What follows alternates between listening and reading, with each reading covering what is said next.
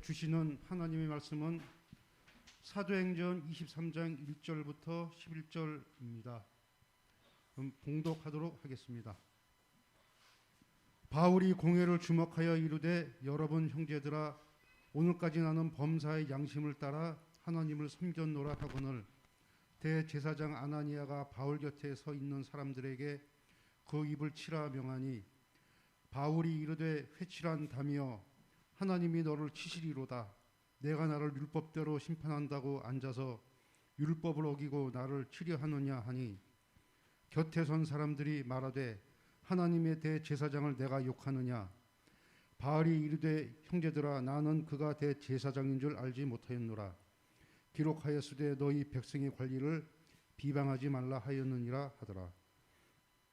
바울이 그중 일부는 사두개인이요 다른 일부는 바리새인인 줄 알고 공회에서 외쳐 이르되 여러분 형제들아 나는 바리새인이요 또 바리새인의 아들이라 죽은 자의 소망 곧 부활로 말미암아 내가 신문을 받노라.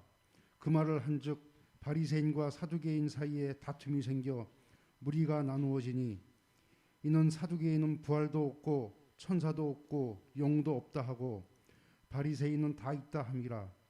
크게 떠들새 바리새인 편에서 몇 서기관이 일어나 다투어 이르되 우리가 이 사람을 보니 악한 것이 없도다. 혹 영이나 혹 천사가 그에게 말하였으면 어찌 하겠느냐 하여 큰 분쟁이 생기니 천부장은 바울이 그들에게 찢겨질까 하여 군인을 명하여 내려가 무리 가운데서 빼앗아 가지고 영내로 들어가라 하니라. 그날 밤에 주께서 바울 곁에 서서 이르시되 담대하라. 내가 예루살렘에서 나를 증언한 것 같이 로마에서도 증언하여야 하리라 하시니라. 목사님께서 주목하라란 제목으로 하나님의 말씀 전해 주시겠습니다. 우리 옆 사람과 인사하겠습니다. 강호 담대하십시오. 주님이 함께 하십니다. 오늘 우리와 함께 하신 하나님을 말씀 가운데서 경험하고 또 체험하고 만나는 귀하고 복된 주일 예배가 다 되시기를 예수님의 이름으로 축원합니다.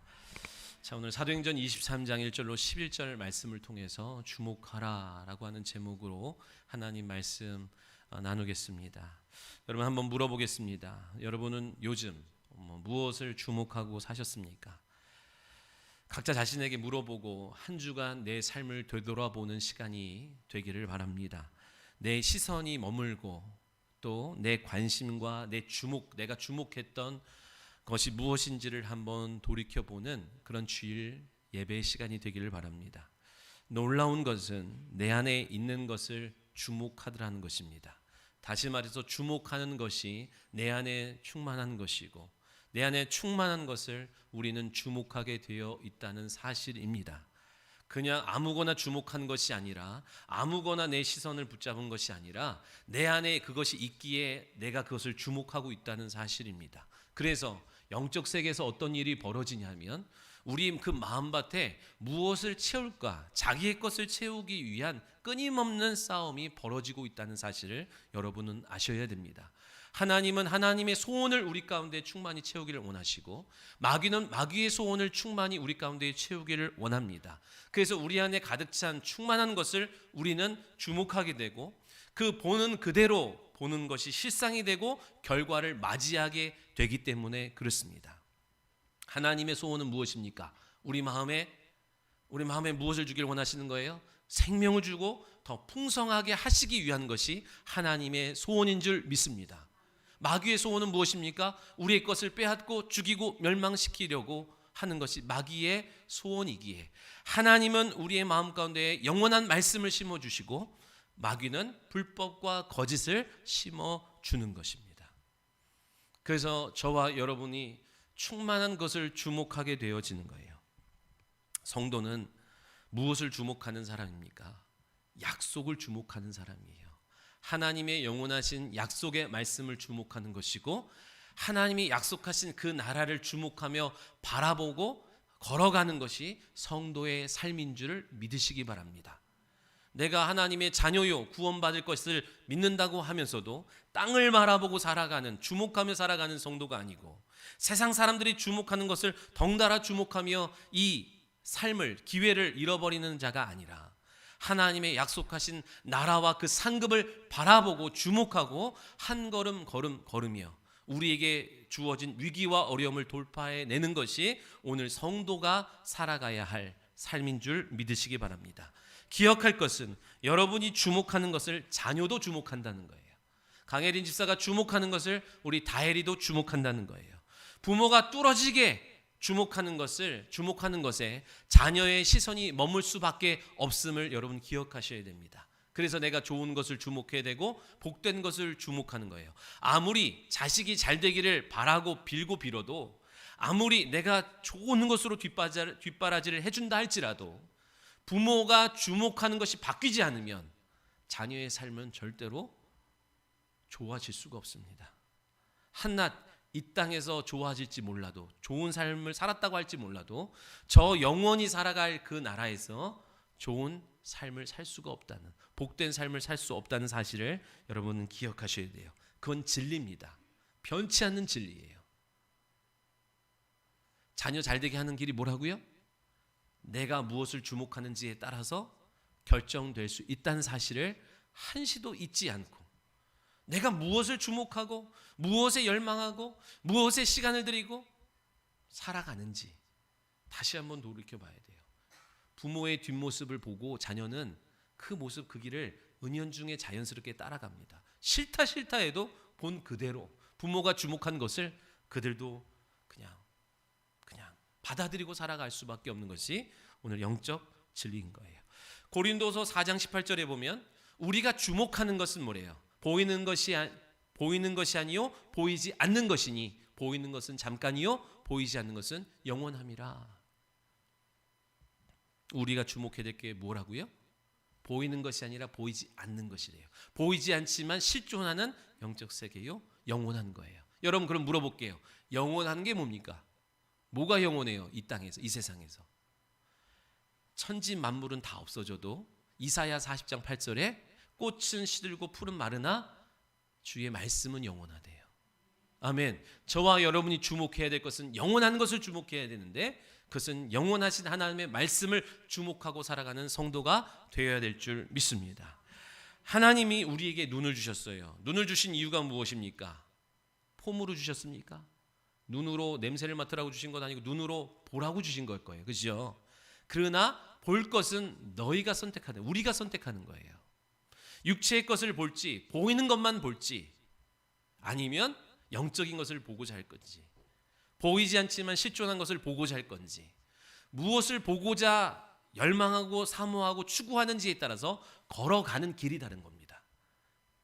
다 같이 십자가를 세웠고 교회가 세워졌고 우리가 모였지만 모든 교회가 다 똑같은 길을 걷는 건 아니에요. 한 곳에 모여있는 성도지만 다 똑같은 길을 걷는 건 아니에요.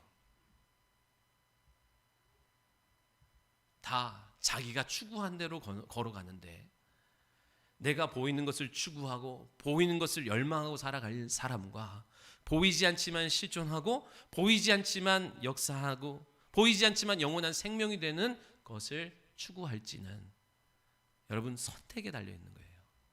여러분의 의지적인 선택으로. 그리고 그 선택에 따른 결과를 다 각자 맞이하게 될 줄 믿습니다.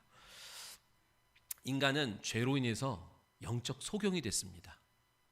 먹으면 죽으리라 하셨던 말씀이 그대로 작동하여 먹었더니 죽음이 왔고, 죽음의 결과인 영원한 형벌에 놓여 있는 것이 오늘 모든 인류의 형편인 거예요. 근데 진짜 영원한 형벌이 놓여져 있지만 진짜 더 중요한 것이 무엇이냐면 자기가 속용된 사실을 모르고 살아간다는 거예요. 누구만 합니까? 모든 인류는 아담과 하와 외에는 나면서부터 속용된 사실을 몰라요. 하나님, 영이신 하나님을 아는 사람이 누구예요?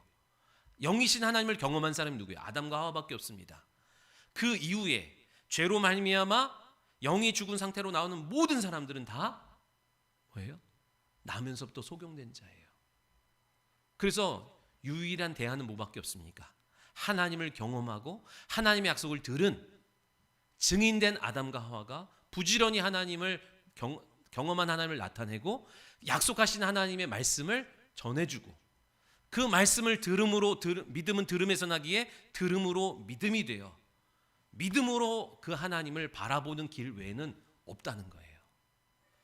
그런데 보십시오. 증인이 잘 전해도 전한 것이 믿음이 되지 않으면 또 전하는 일에 게을러서 그렇게 세대를 반복하다 어느 순간 더 이상 전하는 자도 없고 듣는 자도 없으며 내가 나면서부터 속용된 사실을 까맣게 잊어버리고 모른 채 오늘 잘 먹고 잘 살고 좋은 옷 입고 살면 다라고 여기는 착각 속의 사람들이 다 살아가는 거예요. 지금도 저나 여러분도 다 그렇게 살았습니다. 좋은 옷을 입을 수 있으면 막 뭔가 이룬 것 같고 소득이 막 많아지면 뭔가 막 좋은 것 같고 그러나 실상은 내가 영적 소경으로 영원한 형벌로 달려가고 있다는 사실을 모른 채 오늘 좋은 거 좀 먹고 좋은 거 입었다고 희희낙낙거리며 내가 최고라고 여기고 뻐기고 살아가는 착각 속에 살아가게 만드는 게 원수 마귀가 하는 짓이라는 거예요. 그래서 사람들은 거짓 소경 바디메오를 아이고 불쌍해 저거 참 팔자가 왜 저래 그러면서 막 불쌍히 여겼으나 실상은 본인들이 불쌍한 거예요. 왜요? 소경 바디메오는 복음을 들었어요. 주님의 음성을 듣고 주님의 소리를 듣고 눈은 비록 가려졌지만 복음으로 믿음으로 주님이 오시는 소리, 주님이 계신 방향을 향하여 다윗의 자손 예수여 나를 불쌍히 여기소서 달려갑니다. 육신의 눈을 뜨고자 그분을 찾았지만 영혼을 구원하시는 하나님을 그가 만났기 때문에 그런 거예요. 그러나 내가 저 바디메오보다는 낫지라고 착각하며 안심하고 자기를 자랑하고 자기를 높였던 그 사람들은 다 영원한 형벌 속에 거한 것이 사실이다라고 하는 거예요. 제자들도요 예수님의 부름을 받고 주님 앞에 모였을 때는 다 소경의 상태였습니다. 그런데 예수님이 복음 사역 3대 사역을 통하여 그들의 눈을 띄워주는 그들의 눈을 열어주는 과정이요 사역이었어요. 여러분 눈이 열리려면 먼저 귀가 열려야 됩니다. 들을 귀가 있어요. 그럼 듣다 보면 그 눈이 열려서 실상을 하나님의 영적 세계를 주목할 수 있는 믿음의 안목을 얻게 되는 줄 믿으시기 바랍니다. 그렇죠? 그렇게 예수님이 3대 사역을 통하여 3년 반 동안 제자들의 눈을 열어주는데 그 영적 세계를 볼 수 있는 그죠? 영적 눈을 뜨는 구부능선에 도달한 내용이 뭐예요? 마태복음 16장 16절에 주는 그리스도시요 살아계신 하나님의 아들이십니다라고 하는 바울의 고백을 듣게 됩니다. 이건 혈육이 아니요 하늘 아버지께서 알게 하신 영의 눈이 열려짐을 통하여 인자로 오신 예수 그리스도를 통하여 하나님을 발견한 놀라운 사실이에요. 육신을 입고 있는 우리와 똑같은 모습을 갖고 있는 예수님이지만 그 속에서 천지 만물을 창조하신 하나님을 발견하는 영적 안목이 열려지는 놀라운 구분응선까지 왔지만 그러나 또 감기고 마는 것이 그들의 형편이었어요. 그러나 언제 비로소 완전히 눈이 열려요? 성령 강림 사건 이후로 그들의 눈이 뜨여지게 됩니다. 그러니까 그 전에는 제자들의 삶이 어땠어요? 예수님이 계속 사역하시면서 그들을 테스트하십니다. 그들의 심령 속에 얼만큼 들어갔는지 그들의 눈이 얼만큼 열렸는지를 보기 위해서 먼저 대표적으로 빌립이지만 나머지 11제자도 다 같이 테스트하세요. 뭐예요? 빈들에 예수님의 말씀을 듣고자 많은 무리가 몰려들었습니다. 그리고 말씀을 잘 전하고 때가 됐는데 허기진 거예요. 들어가서 시장통에 가서 뭐 먹을 것을 각자 먹고 돌아와도 너무 힘들고 돈도 없고 그래서 주님이 뭐라고 말씀합니까? 야 너희들이 가서 여기 모여있는 이들에게 떡을 줘라. 그랬더니 빌립이 계산이 착 돌아갑니다. 주여 이들 남자만 5,000명인데 이들을 먹이려면 200데나리온의 떡이 부족합니다. 지금 빌립은 뭘 보는 거예요? 현실을 보는 거예요. 형편을 보는 거예요. 맞아요. 세상 살아가려면 그게 있어야 됩니다. 그렇죠? 그러나 주님이 원하시는 것은 주님이 부르신 제자들의 삶은 그것을 초월하는 거예요. 현실과 형편을 보는 것이 아니라 부유하신 하나님을 바라보길 원하시는 것이 주님의 뜻이다 이 얘기예요. 하루 한 번은 배를 타고 건넌 마을로 가서 사역을 하시려고 배를 탔습니다. 주님이 일찌감치 뱃머리에서 주무셔요. 그러다가 이 배가 풍랑과 파도를 만나서 좌초의 위기에 놓입니다. 그 12제자가 어떻게 해보려고 안간힘을 쓰다가 안 되니까 주님을 깨웁니다. 주여 우리를 구원하소서, 우리가 죽게 되어 있나이다. 그러자 주님이 일어나셔가지고 바다와 파도와 바람을 향하여 꾸짖으십니다.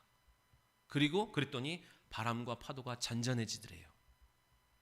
여러분, 제자들은 뭘 본 거예요? 바람과 파도를 봤어요. 그러나 주님은 뭘 보신 거예요? 바람과 파도의 배후에서 주님의 사역을 방해하고자 하는 영적 세계와 영적 존재를 보시고 꾸짖었더니 떠나는 거예요. 문제가 잔잔해지는 거예요. 믿으시기 바랍니다. 그리고 주님이 뭐래요? 믿음 없는 자들아, 왜 믿음 없냐? 왜 보이는 것만 보려고 하고 보이는 것에 주목하냐? 책망하십니다. 너희들이 봐야 될 것이 뭐냐? 결국엔 너희들이 봐야 될 것이 뭐예요? 보이는 것이 아니라 보이지 않는 그 이면에, 그러나 실존하고 보이는 모든 것에 영향을 미치는 그 영적 세계를 볼 수 있어야지. 여러분, 문제가 터지면 두렵고 염려하고 근심하고 걱정하고 불신앙이 금방 작동해서, 불신앙이라고 하는 것은 세상 사람들처럼 똑같이 반응하는 것이 불신앙이라 그랬어요. 세상 사람들은 어떻게 합니까? 영적인 건 관심 없고 육적인 것을 얻고자 영적인 것을 버리는 사람이에요.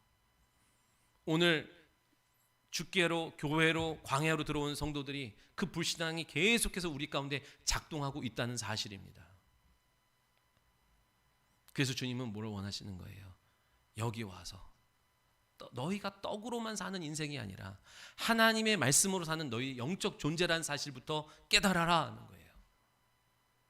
여러분, 모든 시작은 내가 영적 존재라는 것을 깨닫고 인식하는 것부터 출발합니다. 아멘.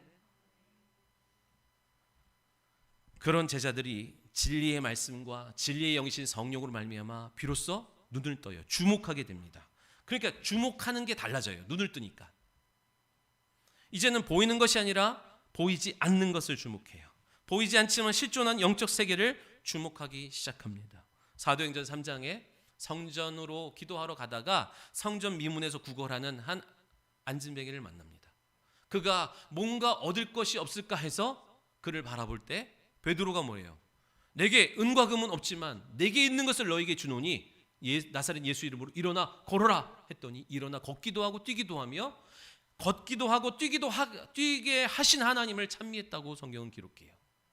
과거에 베드로는 뭐예요? 은과 금이 중요한 거예요. 내가 안 되는 이유는 은과 금이 없어서예요. 내가 은과 금이 없는 이유는 학벌이 없어서예요. 학벌이 없는 이유는 내 뒷바라지를 못해 잘해주는 가정이 없어서예요. 흙수저여서예요. 그것이 원망이고 그것이 불평이었고, 그래서 모든 답을 은과 금에서 찾으려고 했어요. 근데 깨닫는 거예요. 깨달았어. 뭐를? 우리에게 진짜 필요한 것은 떡이 아니고 말씀이고, 우리에게 진짜 필요한 것은 은과 금이 아니라 나사렛 예수 그리스도의 이름이라는 거. 그 이름으로 자녀된 권세로서 그 이름을 갖고 하나님의 부유하신 것을 끌어다 쓸 수 있는 그 능력이 너에게 필요하다는 거예요. 아니요, 저는 은과 금이 필요한데요.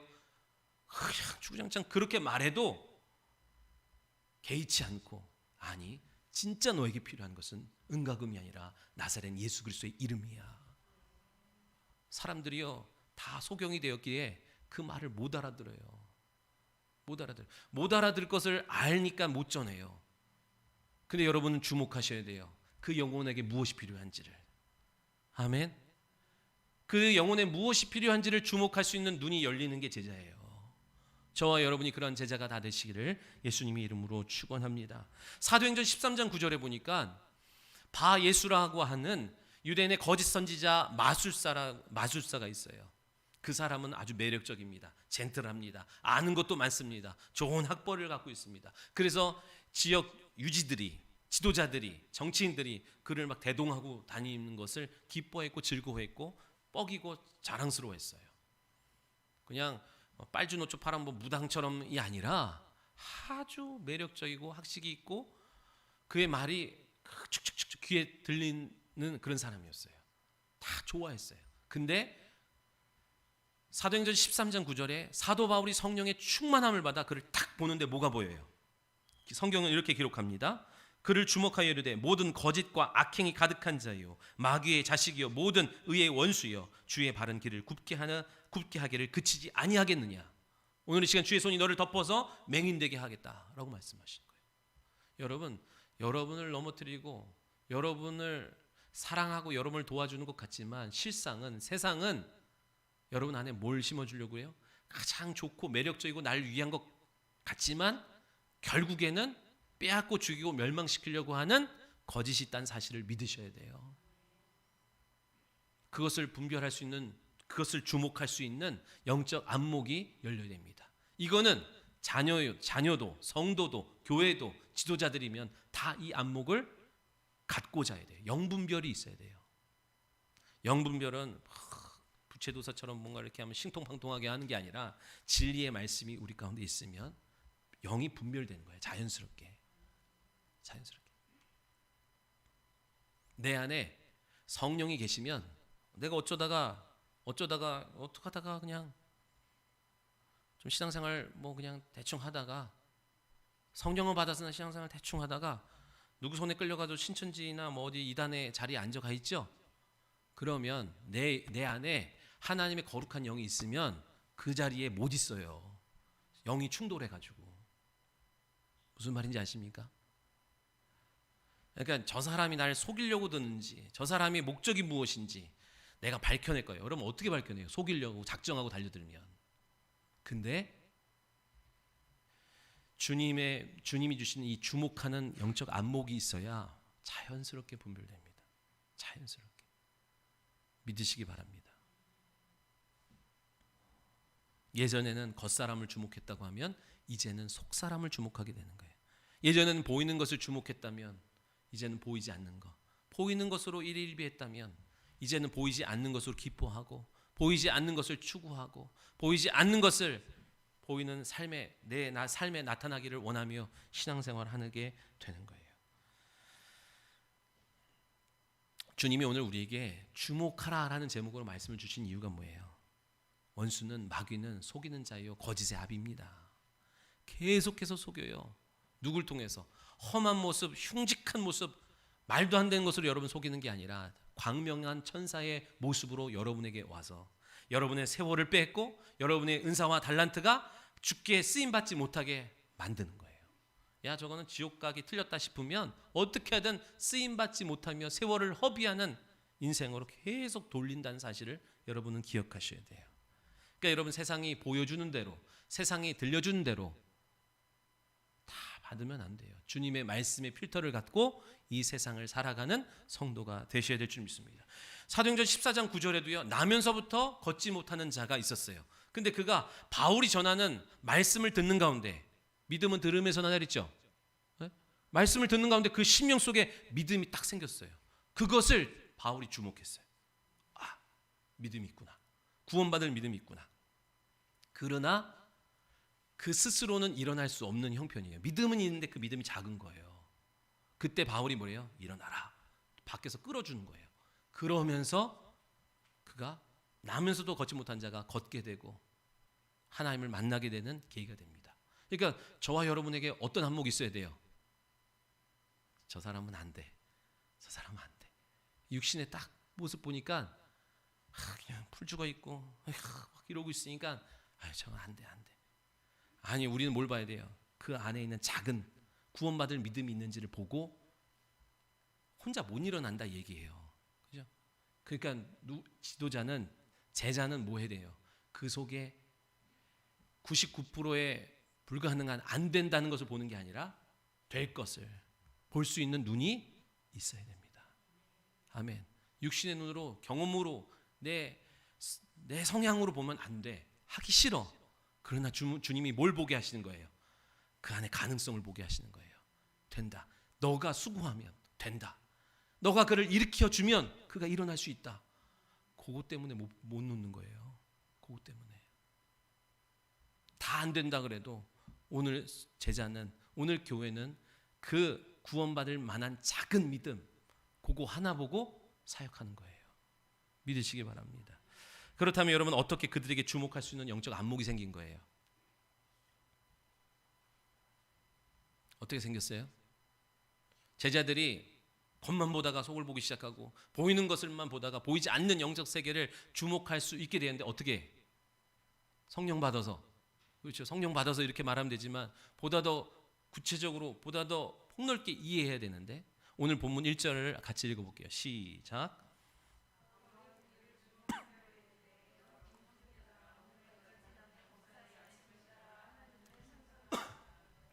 아멘.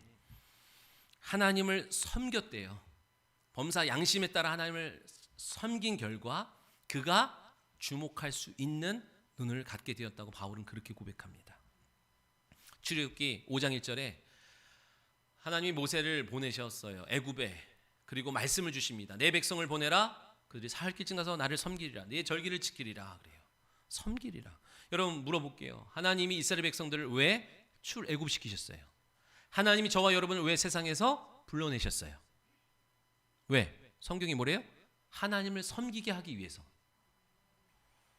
그러면 하나님을 섬겼어요. 광야에서 섬겼어. 그러면 하나님이 야, 나 좀 대우해라. 나 좀 섬겨라. 나 좀 잘해봐라. 뭔가를 대우를 받고 섬김을 받고 싶은 게 목적이에요? 아니라고요. 하나님이 이스라엘 백성들을 불러내서 나를 섬겨. 그거는 나는 높고 나는 권위자고 나는 대단하니까 날 좀 섬겨. 이러려고 하는 목적이 아니라, 진짜 섬김은 영원한 나라에서 하나님을 섬기게 돼요. 섬기라고 하는 진짜 목적은 뭐예요? 그렇게 하나님을 섬길 때 너희에게 믿음의 눈이 열리는 거예요. 정탐꾼의 눈이 열리는 거예요. 약속하신 나라가 보이는 거예요. 그 영원한 나라, 약속하신 젖과 꿀이 흐르는 나라, 땅은 누가 가요? 믿음의 눈으로 약속하신 것을 믿음으로 바라본 자가 가는 거예요. 믿으시기 바랍니다. 이스라엘 백성들이요, 광야에서 하나님을 섬겨요. 성막에서 계속 하나님을 섬겨요. 하나님이 일러주신 방법대로 섬겨요. 그러면서 그들은 뭘 알아요? 내가 일회적으로 속죄일 단 1년에 한 번만 용서를 받는, 열심히 섬기지만 그렇게 하죠. 그러나 그 섬김 속에서 뭐예요? 성막의 실상이시고 우리를 구원하러 오고 계신 메시아를 소망하고 바라보게 됩니다. 구약의 성도들이 낙원에 이르는 길은 그거였어요. 부지런히 하나님을 섬기면서 섬길 때 뭐가 열려요? 아, 우리를 구원하러 오시는 이 성막과 이 제물의 실상이신 메시아가 온다. 이 믿음 갖고 소망으로 섬긴 사람들이, 구약의 성도들은 나고 가는 거예요. 하나님의 나라 누가 들어가요? 가나안 땅에 누가 들어가요? 12 정탐꾼이라는 거는 12명이 모든 지파를 대표하는 거예요. 그 대표가 못 들어가면 다 못 들어가는 거예요. 누가 들어가요? 12명 중에 여호수아와 갈렙만 들어가요. 어떻게 들어가요? 그들은 믿음의 눈으로 약속의 땅을 바라봤기 때문에 들어가요. 아멘. 어떻게? 왜? 그들이 하나님의 말씀대로 하나님을 잘 섬기고 있었기에 그이들의 눈이 열리는 거예요. 그러니까 10명은 뭐예요? 현실을 봤습니다. 형편을 봤습니다. 그들은 거인이고 우리는 메뚜기다. 우리는 그들의 밥이다. 현실이에요. 형편이에요. 그런데 여호수아와 갈렙은 뭘 봤어요? 뭘 주목했어요? 우리와 함께 하시는 여호와 하나님을 봤어요. 그렇죠? 그러니 능히 취할 수 있다. 믿으시면 아멘. 그래서 들어갔어요. 하나님의 나라는 누가 들어간다고요? 요한복음 3장 5절에 물과 성령으로 거듭나지 아니하고서는 하나님의 나라에 들어갈 수 없대요. 하나님의 영원한 나라에 누가 들어가요? 이 땅에서 그 하나님의 나라를 본 자가 들어가는 거예요. 성령과 권능으로 오늘 주어진 이 세상에서, 이 땅에서 천국을 경험하는 자가 저 하나님의 나라, 그 약속된 영원한, 우리가 육체를 벗고 들어갈 그 땅에 들어갈 수 있다는 거예요. 그러면 이제 또 질문이 있어요. 근데 여러분이 있어요. 이제 그런 질문은 다음에 해줄게요. 여러분이 여기서 이제 또 이런 생각도 저런 생각도 들 수 있으나, 하나님의 나라에 누가 들어간다고요? 이 땅에서 하나님의 나라를 본 자가 들어가는 거예요. 뭘로 봐요? 믿음으로 보는 거예요. 그러면 어떻게 봐요? 그 믿음의 눈이 어떻게, 주목할 수 있는 눈이 어떻게 열려요? 하나님을 잘 섬겨야 돼요. 하나님을 잘 섬긴다는 건 내 생각, 내 방법, 내 열심 하루 내서 하나님을 잘 섬기는 게 아니라 하나님이 정해주신 방법대로, 하나님이 정해주신 장소에서, 하나님이 정해주신 예물로 하나님의 말씀에 순종하여 섬기는 거예요.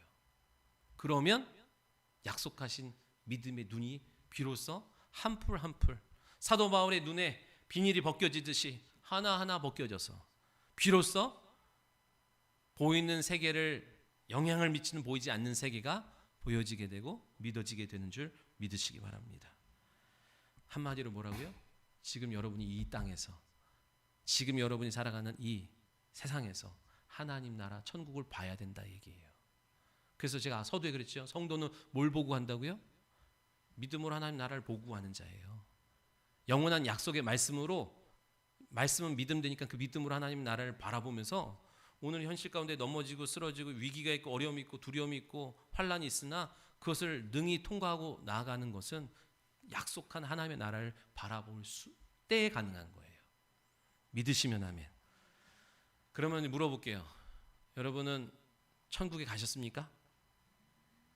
천국에 여러분 들어가셨어요? 하나님의 나라를 보셨습니까? 보셔야 돼요.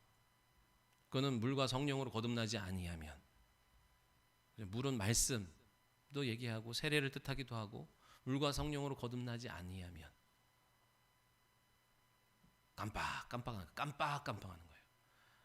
증인과 전도자의 성령의 감화 감동으로 그런 거 같다가 현실에 가면 감기는 거예요.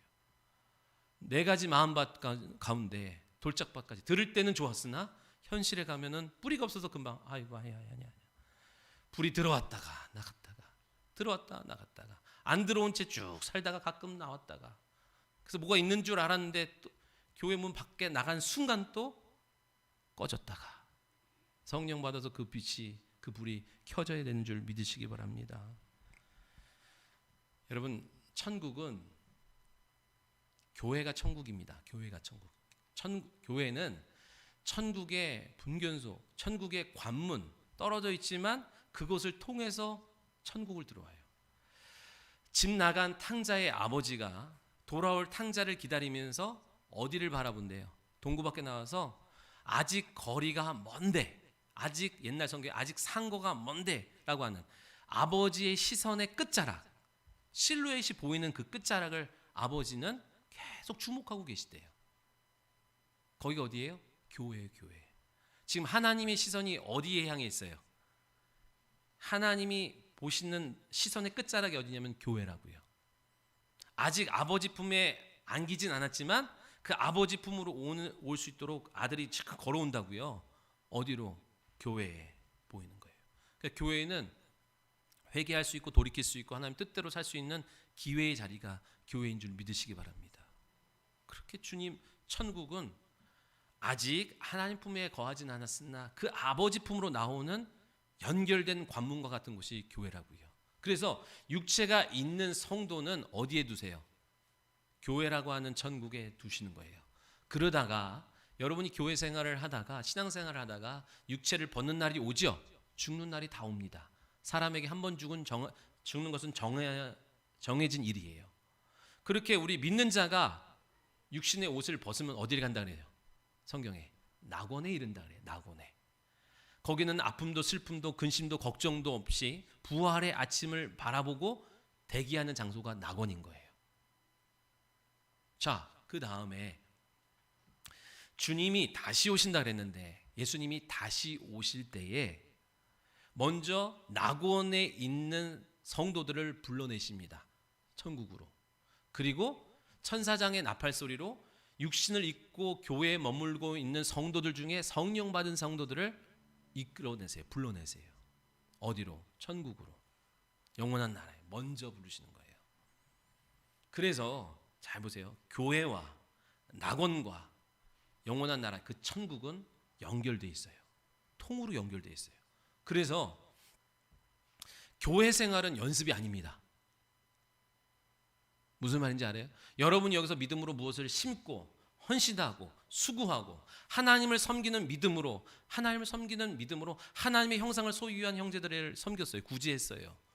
주의 종을 섬겼어요. 예배를 섬겼어요. 무언가 교회를 섬겼어요. 절대로 여러분 그것으로 끝나지 않습니다. 여러분이 이 교회에서, 이 땅에서, 주님의 몸된 교회 안에서 행한 모든 헌신과 수고는, 심은 것은 다 어디에? 영원한 나라에 다 쌓인다고 주님은 말씀하세요. 새 예루살렘, 내가 이제 가노니 너희가 거할 처소를 예비하러 간댔어요. 근데 새 예루살렘의 기둥들은 12제자의 12아들들이고 그 새 예루살렘을 짓는 재료들은 저와 여러분의 믿음입니다.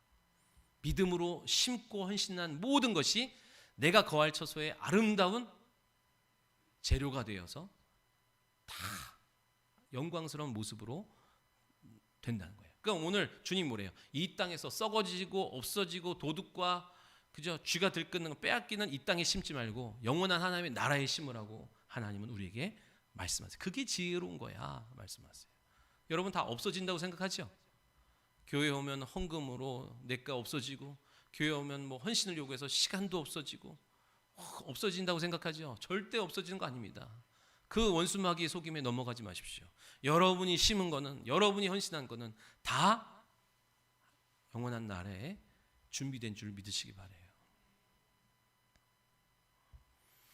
잘 섬기는 것, 그렇게 여러분이 뿌리고 심고 드린 모든 것을 통해서 그게 하나님을 섬기는 거잖아요. 그죠? 믿으시면 아멘. 그렇게 여러분이 하나님을 섬겼을 때 하나하나씩 눈이 열리고 주목할 수 있는 능력이 생기는 거예요. 여러분 성막을 알잖아요. 성소에서 하나님을 섬기는 제사장들이 가장 먼저 해야 되는 게 뭐예요? 가장 먼저 해야 되는 거. 하나님을 잘 섬기려면 어떻게 해야 돼요?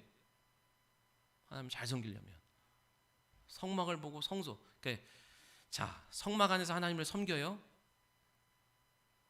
그러면 성소 안으로 들어가서 얘기해요. 성소 안에 들어가서 그 안에서 하나님을 24반차가 되는 장로들이 계속 섬겨요.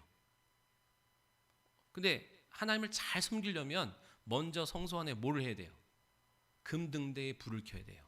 거기는 세상 빛이 하나도 들어갈 수 없는 칠흑 같은 어둠인데 이 금등대에 불을 켜울 때 모든 영광스러운 휘황찬란한 아름다운 광채가 그 안에 나타나요. 성막 가본 분은 알지만 이 금등대를 킨다는 건 뭐예요? 성령을 말하는 거예요.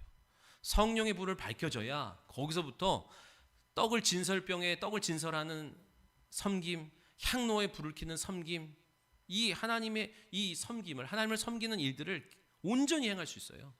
이 섬기는 일들이 온전히 되어질 때에 어떤 일이 벌어져요?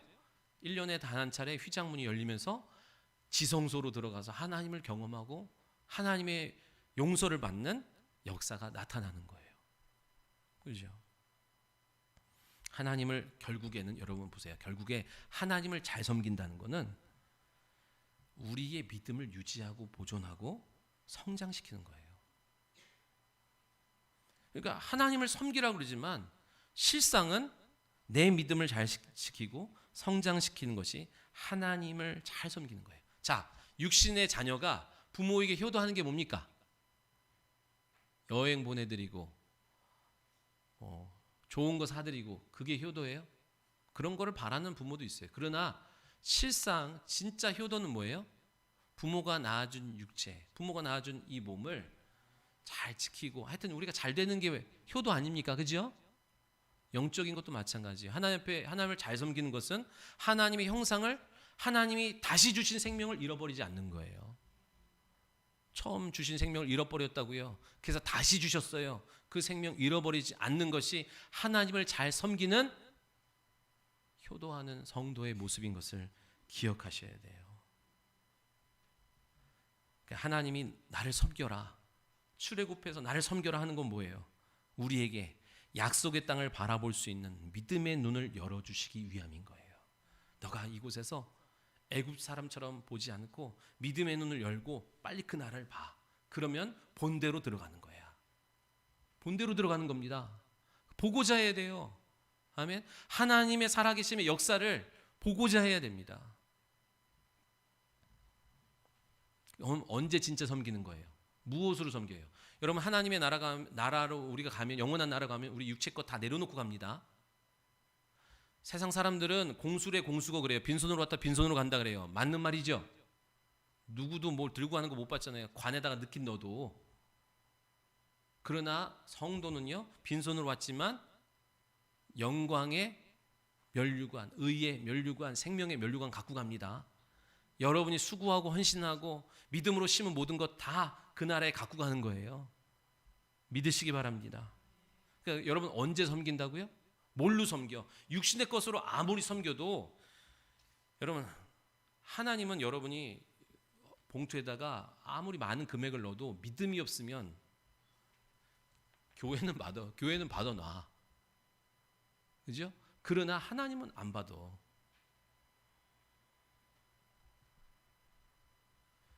그러니까 여러분, 하나님 앞에 섬기려고 할 때 이 땅에서야 내 믿음을 담을 것이 없으니까 내 생명과 같은 물질에 담아서, 왜? 물질에 내 중심이, 마음이 있으니까 그걸 담아서 드리면서 하나님이, 아, 네가 진짜구나.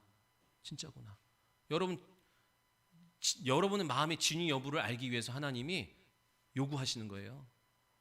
네가 제일 사랑하고 제일 좋아하는 거, 그지? 거기에다가 네 믿음을 담아 갖고 와봐. 내가 그럼 믿을게. 사랑하는 독자 이삭을 바쳐. 내가 네 믿음을 받을게 하는 것처럼. 근데 하나님의 나라에 가면 육적인 거 아무것도 없다고요. 뭘로 영광을 돌릴 거예요? 이 땅에서 수고하고 헌신함을 통하여 얻어진 생명의 면류관, 의의 면류관, 영광의 면류관 갖고 아버지 집에서 영원토록 그 영광으로 하나님 앞에 올려드리는 거예요. 믿으시기 바랍니다. 그래서 하나님을 잘 섬기는 것은 자기 믿음을 잘 지키고 보존하고 성장시키는 것이 하나님을 잘 섬기는 거예요. 원수마귀는 우리로 하여금 하나님 잘 섬기지 못하게 방해합니다. 우리의 믿음을 뺏고 병들게 하고 잃어버리게 하고 세월을 허비하게 하고 헛된 것에 주목하게 하고 헛된 것에 마음 빼앗기게 하고, 그래서 무릇 지킬 만한 것 중에 네 마음과 생각을 지키랍니다. 왜요? 거기서 네 생명의 근원이 난다고 말씀하는 거예요. 그러니까 방해가 많아요. 하나님 못 섬기도록 하는 게 그냥 적당히 종교적 생활로. 근데 하나님은 잘 섬겨라. 왜요? 그래야 네 믿음의 눈이 열려서 네가 본 그대로 취하고 믿음으로 또 심어서 더 많은 것을 취해서 네 영원한 세계, 영원한 나라에서 너가 부욕해 될 거야. 그래서 오늘 잘 섬기라는 겁니다. 마태복음 3장 11절로 12절에 보니까 내 뒤에 오시는 이는 성령과 불로 너희에게 세례를 베풀 거래요. 성령의 불이 아니라 성령과 불이에요. 어떤 사람은 성령에 잠길 것이고 어떤 사람은 불심판에 잠길 거다. 그러면서 뭐예요? 손에 키를 들고 타작마당을 정하게 하사 알곡을 모아 곡간에 들이고 쭉정이는 꺼지지 않는 불에 태운대요. 마지막 때에 알곡과 쭉정이를 나누신대요. 나눌 타작마당을 하나님이 지금 계속 정하신대요. 그러니까 여러분이 어떻게 할 거냐? 여러분 은혜를 입었다고 한다면 내 영혼을 잘 지켜내시길 바랍니다. 믿음의 눈 잘 지키셔야 돼요. 아멘. 여러분, 쭉정이는 원래 쭉정이로 태어나요? 원래 쭉정이는 쭉정이로 태어나는 게 아닙니다. 모두가 알곡이 될 개연성을 갖고 알곡이 될 의무와 사명을 갖고 출발을 하는 거예요. 너는 쭉정이, 너는 알곡 정해진 게 아니다 얘기예요. 여러분, 모내기, 여러분 구원 받았습니까? 그러면 여러분의 쭉정이, 그러니까 육체, 여기서 말하는 쭉정이는 육체예요. 여러분의 육체 안에, 쭉정이 안에 생명으로 알곡으로 채워 넣어야 돼요. 부지런히 차곡차곡 채워 넣어야 됩니다. 여러분, 모내기를 해보면 알잖아요. 모내기는 이제 우리가 별을 할 때 모내기를 하죠. 모내기, 이 벼농사의 핵심 관건은 뭐예요? 물을 잘 내줘야 되는 거예요. 그죠? 처음에 이렇게 모를 심고 그 다음에 물을 잘 대주면 뭐가 벼 이삭이 탁 나오는데 뭘로 나오냐면 쭉정이로 나오는 거예요. 껍데기로 나오는 거예요. 그리고 한여름 내내 열심히 태양볕을 받고 바람과 비를 맞고 땅에 기름진 양분을 빨아들이면서 그 껍데기 쭉정이 안에 알곡이 하나 채워지면서 고개가 숙여지는 거예요. 믿으십니까? 그런데 결국에 보면, 끝에 보면 뭐가 있어요? 꼭 쭉정이가 있다고요. 왜 그런 거예요? 중간에 사고 나는 거예요. 물을 잘 안 대줬거나 새가 와서 쪼아먹거나 내가 게을러서 양분을 빨아들이는데 게을렀거나, 그래서 껍데기만 있고 그 안에 생명이 없고 알곡이 없는 거예요. 그러니까 타작마당에는 알곡과 쭉정이 다 옵니다. 그리고 주인이, 농부가 키질을 한대요. 타작마당 키질을. 뭐 한다는 거예요? 진위 여부를 가리는 거예요. 진짜와 가짜를 가리는 거예요. 알곡과 쭉정이를, 생명된 것과 생명되지 못한 것을 나눈대요. 그래서 알곡은 모아서 곳간에, 쭉정이는 모아서 영원한 타는 불에 나눈대요. 그러니까 계속해서 두렵고 떨리는 마음으로 받아야 돼요. 계속해서 하나님이 타작마당을 정하신대요. 이 사건, 이 상황, 어떤 형편 가운데 우리를 두시면서 너 믿음 됐냐? 키즈를 하면 알잖아요. 키즈를 하는 건 봤을 거 아니에요. 그죠? 하면 쭉정이는 잊고 싶어도 점점 내가 잊기 싫어서 뛰쳐나간 게 아니라니까요. 머물 수 있는 내 안에 무게가, 생명이, 알곡이 없으니까 어떤 타작마당, 어떤 키질하는 상황이 있어요. 원치 않는, 목사도 원치 않습니다. 그러나 하나님이 상황과 형편 속에서, 사건 속에서 우리를 계속 키질하신대요. 밖으로 떨려나가지 않으려면 부지런히 뭐 해야 된다고요? 부지런히 자기 신앙 잘 지키는데, 잘 지키는 게 뭐예요? 하나님 잘 섬기라 얘기예요. 내가 하고 싶은 대로, 내 기분 따라, 내 형편 따라, 내 처지 따라 하다 말고, 하고 싶으면 해야 되고, 하기 싫으면 죽었다 깨나도 안 하고. 그런 수준은 없죠. 우리 교회에 그런 수준은 없어. 안 한다 그러면 두 번 다시 안 시켜. 주님이 주신 기회를 두 번 다시 안 시켜요. 아니, 한 번은 시켜. 우리가 가끔 실수할 수도 있고, 나도 실수할 수 있는데 뭐, 그죠? 여러분, 하나님이 여러분 불러내셨어요. 그리고 잘 섬기래요. 그건 뭔 내가 혜택을 받고 내가 좀 누려보겠다고 하나님이 잘 섬기라는 게 아니라, 그렇게 섬길 때에 너의 믿음의 눈이 열리는 거야. 지금까지는 보지 못하고 섬겼어. 지금은 율법적으로 그냥 마지 못해서 억지로 두려움 가운데, 아니면 육체에 복 받기 위해서 막 섬겼어. 근데 주님이 뭐래요? 이제는 보고 섬겨라. 저 하나님의 나라에 네 영혼의 복이 되는 것을 보면서 섬겨라. 하나님을 섬겼는데 다 내 영혼의 복이 되는 거예요. 얼마나 복이에요? 아멘?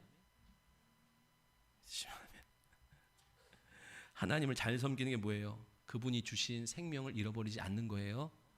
아멘? 주신 약속의 말씀을 잃어버리지 않는 거예요. 그 눈이 감겨버리면, 믿음의 눈 감기면 육체의 것만 주목하고 나아가다가 다 잃어버립니다.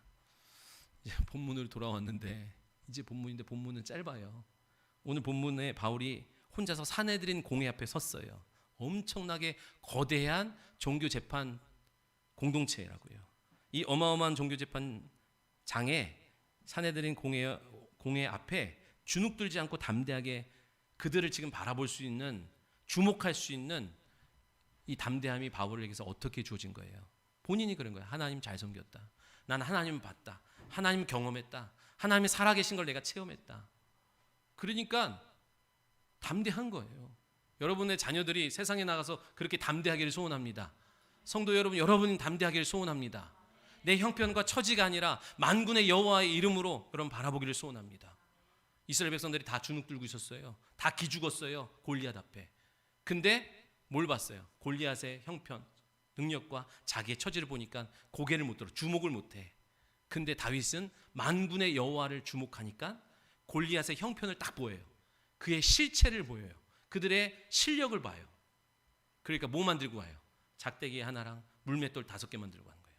그의 형편이 어떻다? 개다. 그러니까 골리앗이 그러니까 네가 나를 개로 하는구나. 개로 아는 거예요. 개 정도의 수준으로 아는 거예요. 다윗이 교만해서가 아니라 하나님을 주목했더니 그 형편이 딱 보이는 거예요. 믿으시기 바랍니다. 지금 1절에 하나님 보세요. 내가 하나님을 섬겼다. 이 자리에 온 것은 하나님을 잘 섬겨서 하나님이 나를 이 자리에 서게 하신 거다. 너희들에게 변론하게 하신 거다. 그랬더니 대제사장 아나니아가 야, 저 입을 쳐라 그랬어요. 저 말도 안 되는 소리 한다. 그랬더니 바울이 그 말을 듣고 뭐래요? 야, 이 회칠한 무덤 같은 그러면서 뭐라고 쏴붙였어요. 그랬더니 바울 옆에 있는 사람이 네가 어떻게 하나님의 대제사장한테 그런 욕을 하느냐? 그랬더니 바울이 뭐래요?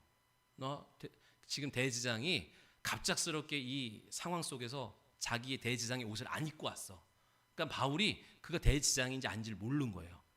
근데 말을 하는 뻔대를 보니까 이게 회칠한, 겉은 번들어지만 속은 썩은, 그러면서 막 책망했다고요.